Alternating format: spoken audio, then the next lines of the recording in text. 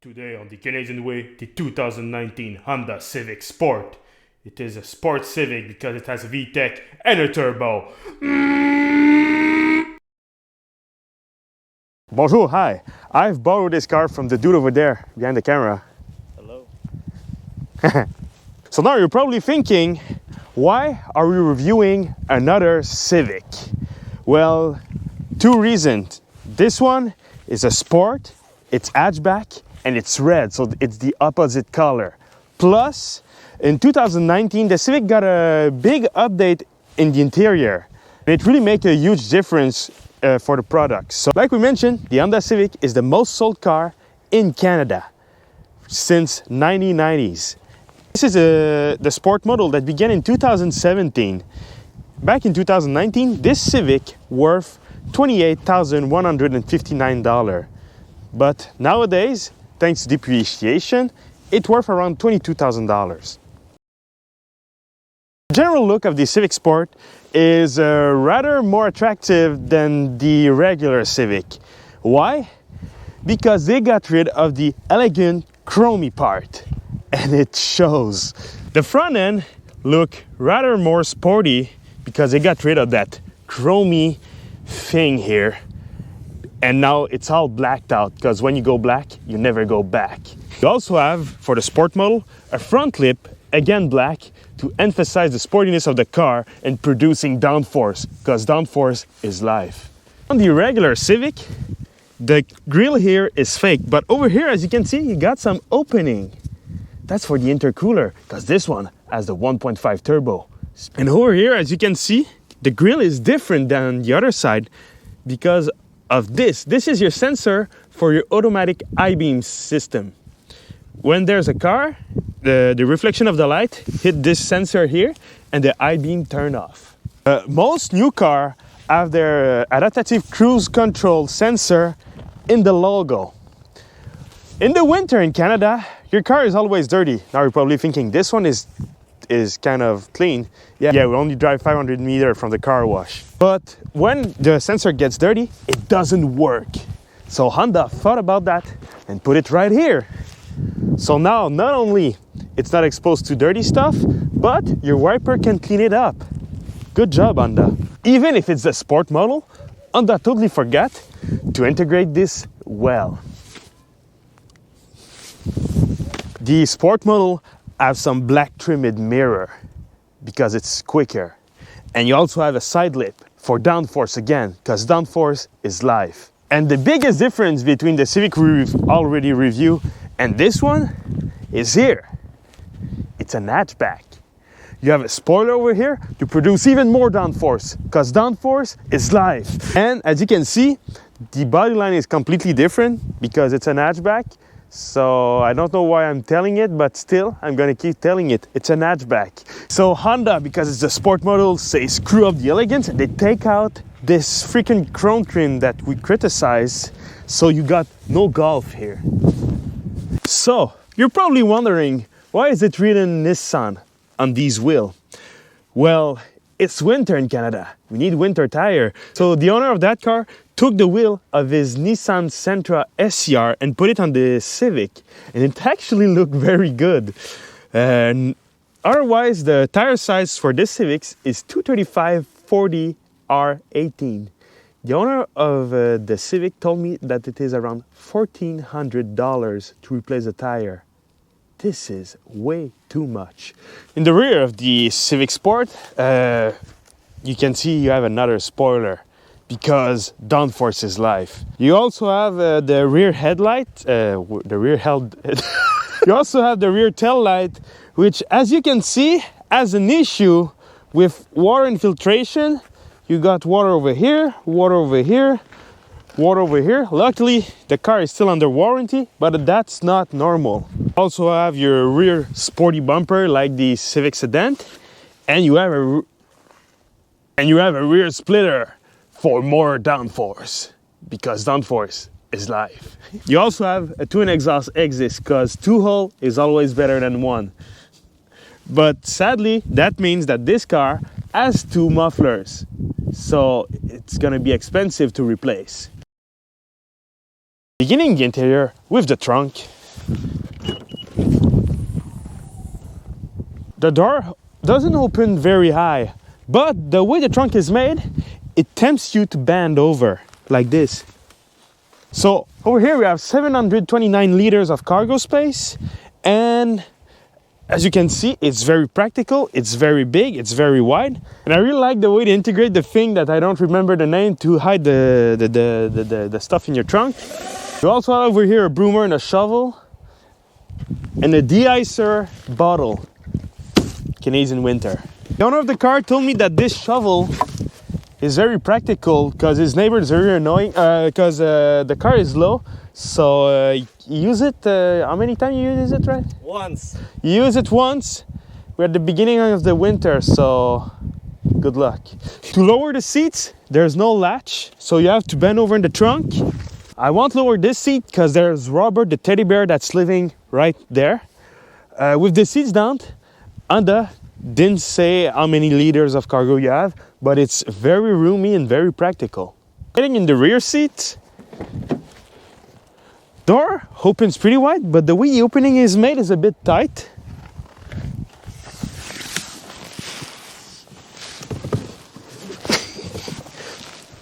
Why me? So, as you can see, the front seat has its backup maximum position, and I barely fit, but I actually fit, which is rare in that class. I got a bit of room. For sure, I won't do a 200-kilometer road trip, but for time to time, it's okay.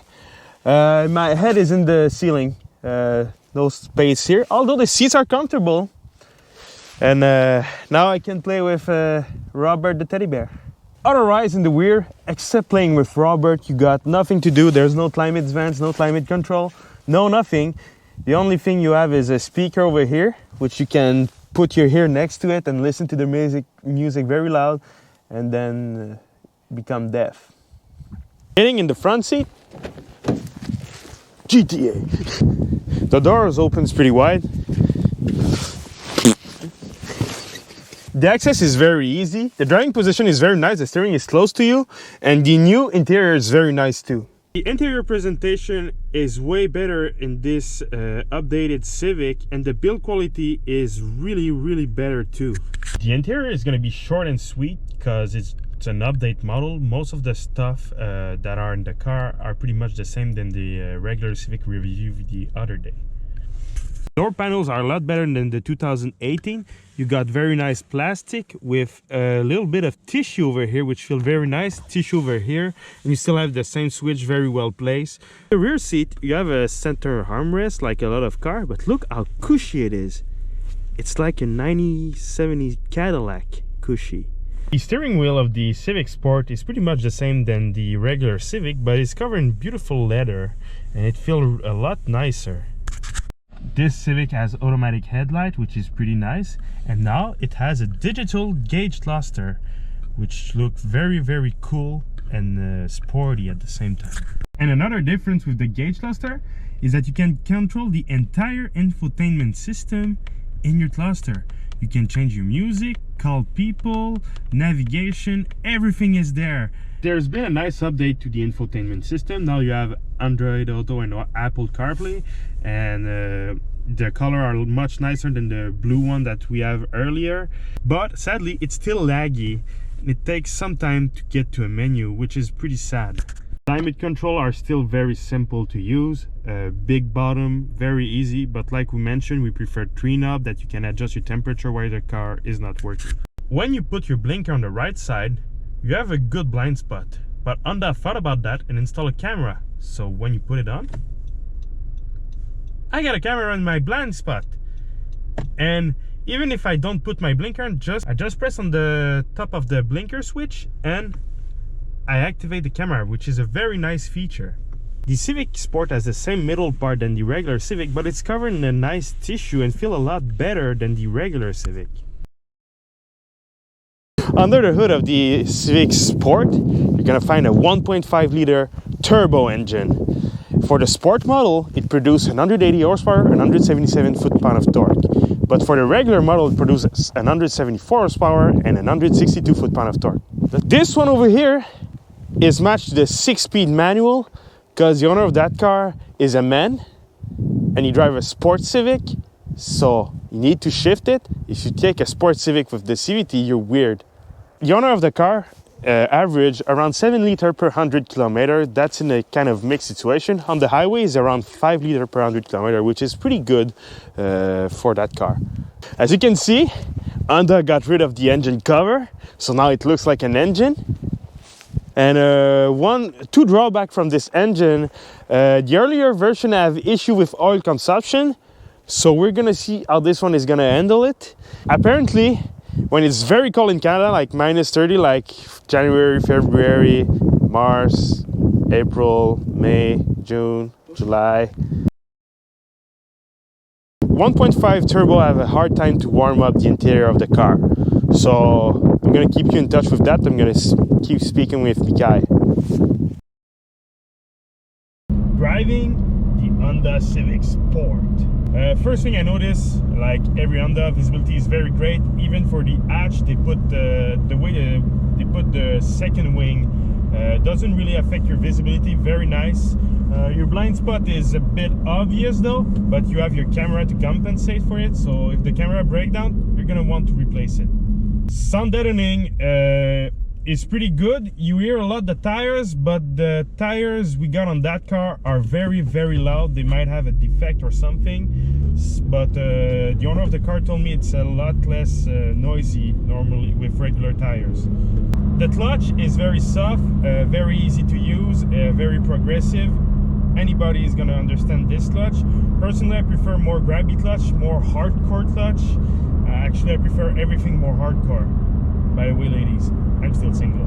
It is very good for an electric steering wheel. You still don't feel the roll, but the steering is quicker than the regular Civic. It's heavier and it feels more precise too. I don't know if it's the same ratio, but it feels a lot nicer than the regular Civic. The suspension is stiffer than the regular Civic, but it's not uncomfortable. You just feel the roll way better. It's a lot nicer. It's a lot more involving to drive than the regular Civic. Acceleration for everyday driving, no problem. You won't have any problem. I'm surprised for 1.5 liter, it goes very well. And when you ask for it, this car is surprisingly quick. It pulls hard, especially when the turbo kick. You feel a little bit of turbo kick, and it pulls pretty hard. I'm surprised by it. The handling of the car is very nice. The car feels very light and handles pretty well. I would say though it has a bit more hard time to put the power down when you're flooring it out of a corner than the Sentra or probably the Mazda 3.2. 32, yeah. The brake pedal is very direct. It feels on the Volkswagen side on that part. As soon as you press on it, the car reacts. Very nice braking. Overall, the Civic Sport is a huge upgrade from the standard Civic and is a lot more attractive than the standard Civic. It's a nice in between Civic SI and regular Civic, and you should think about getting one if you're on the market for a compact hatchback. Okay, so the 2019 Honda Civic Sport. Well, after this review, I was thinking the new Civic SI didn't have a very good success in Canada compared to the previous generation. The previous generation, you have around one Civic SI for 4 regular Civic.